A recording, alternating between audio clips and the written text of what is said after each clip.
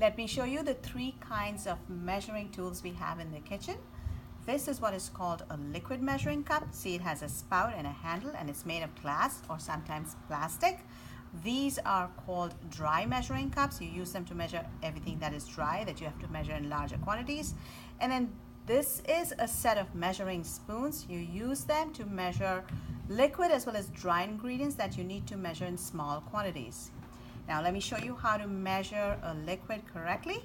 If you want to measure a liquid correctly, please make sure that you keep the measuring cup on a flat surface and you bend down and check at eye level when you pour something in it, because your perception, if you're looking up from up top, may not be right.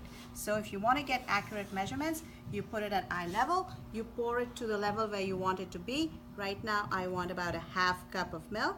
So to get the exact half cup, I have to bend down and check at eye level. I see that it is a half cup, so this is accurate. If I may get some extra in there, please don't pour it down the drain in the sink.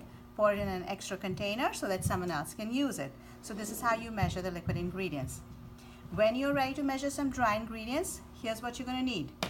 You're going to need a spatula with a flat end, or you can use the blunt end of a knife as well. Say if you need to measure a half cup of sugar, you scoop up a little extra sugar, okay? You don't shake it up like this, because otherwise you're going to condense it.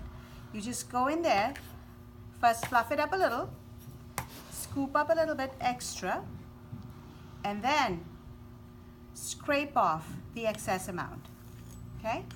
Once again, fluff it up a little, especially when you're measuring flour, scoop up a little extra, and scrape. When you're measuring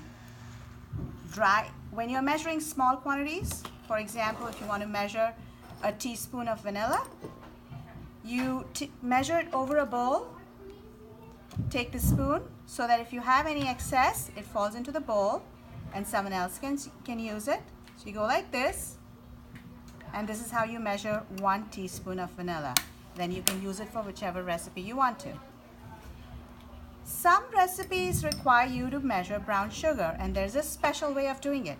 When you're measuring brown sugar, that's one of those ingredients you don't have to fluff.